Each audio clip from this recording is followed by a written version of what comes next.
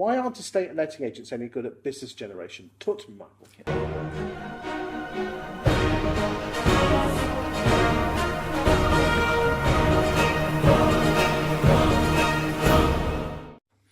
Well, I think that's a generalisation to say they're not, because some are. But I do feel that as an industry, we're more reactive than proactive in many cases. We're still using an awful lot of tried and what were previously tried and tested methods, like shoving a rainforest through the doors when we've already got the person's name and phone number in our database. So that's a good one. I know you do a lot of work in terms of sort of, fairly targeted content marketing specific and building up relationship and expertise. So that's obviously much, much better than just some sort of blanket approach. The value for a lot of agents, if they've been around for a time, they've probably got all of the information in their office somewhere. It makes me cry that most estate agents who've been around more than 10 years are sitting on such a huge archive in their CRM systems that, let's be honest, negs just, if they haven't returned a call within 2 seconds, it's archive. It makes me cry. And people often don't see prospective tenants and prospective buyers as future potential customers. Now, if somebody buys a house in your town, okay, you lose them as a buyer, but of course they will now be a vendor at some future stage. Tenants and indeed buyers often are renting. So if they're renting and they're looking to buy a property or rent somewhere else, it clearly means they're going to be vacating another rental property. So what we know who they are, where they are, we can go after it. So farming the database is a far more effective way of winning business than any other blanket form of marketing. The thing I find is that most estate agency bosses expect their frontline negs to play the long game, when in reality these leads... they take them on the short game. Yeah. I tell you what, a lot of letting and estate agents do is they have client services department, which actually took me a couple of years to work out what a client services department is. And basically, guys, it's just a department that just brings out people and makes contact. Do you think most agents should consider doing that? I've got a couple of clients who operate that way. Mixed views. On the upside, it generally means that the database does get farmed. So they actually are making the calls and things. And of course, usually these departments aren't open 9 till 6, Monday to Friday, which is your traditional estate agency model, when, funnily enough, you can't get hold of anybody. Isn't that interesting? They're open perhaps 6 till 9 in the evening and have a much greater hit rate, get through to people and whatever. So I think it's more a question of at what time an agency is open and when they're trying to contact people and how they're trying to contact people than whether it's a separate department. The upside, as I say, is that it tends to get done.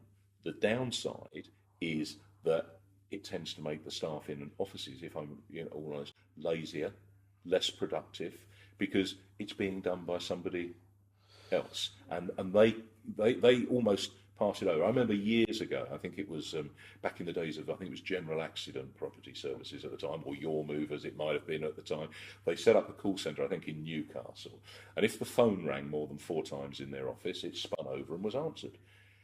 Well, instead of getting more calls answered, what happened was the branches stopped answering the phone. Bit of a generalisation again, but nevertheless, so you have to be careful that if you give people a crutch, you create somebody who can't run a vehicle. Have you seen any firms that have a client services or a call out department work well with their branch network? Not perfectly, no. I've got to be perfectly honest. I've got clients who do both, and I've got one client in West London who probably 60% of their valuation appointments are booked by their client services department, which is great. But you then look at what their branches are doing, and it's dubious, to say has that figure gone down there and up here? They're not getting extra. Are they? That's the next question. Is are they? Because there's an awful lot of negs out there that are really awful at cold calling or picking the phone up to people. Yeah, I would, personally speaking, looking at it, I'm not sure they're getting the added value and the extra. But that's a management issue. Okay, what other top tips have you got for business generation? I think business generation boils down to, again, knowing your numbers. So when you look at your marketing spend, knowing where it's coming from, because you're far better off using a guided missile to hit a target than a scattergun. But most agents, bluntly, are applying a scattergun. So I think there'll be local things in local towns. Back in the day, it would have been, somebody would be Mr. Grantham or Mr. Watford or whatever. There's less of that now as it's become slightly more anonymous. But that still applies in some cases, and so that community involvement, whether that's a drink down the pub, if there's still a pub in the high street, whatever, there's all those things to be done.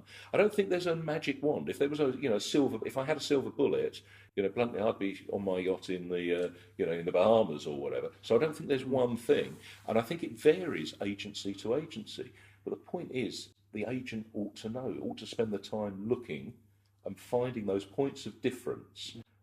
Because again, it's the points of difference that I tell you a huge tip, which was given to me a few months ago, is go back and look at every single one of your listings for the last 2 years, and actually plough it back to see exactly where it came from. Yep. Because you'll be surprised where they actually came from. Because we're not very good at asking people when they ask us for evaluation. How do we? Well, the software companies, of course, they all have a drop-down box. Well, the next just click. Then they go walked in. Yeah, but why did they walk in? They walked in because they saw a board, because they saw whatever. And you're absolutely right.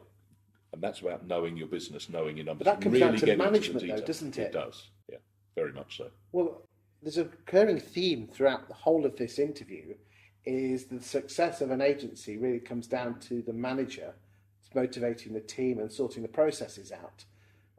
And quite frankly, if you don't sort out the boss, nothing else happens, does it?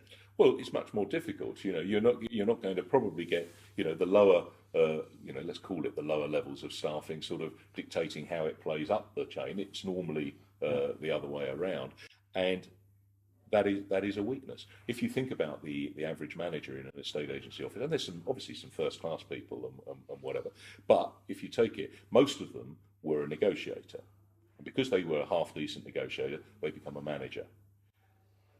Well, there's no correlation, in my view, between being a good negotiator and making you a good manager. And I tell you what, a damn good valuer often makes an appalling manager. There you are.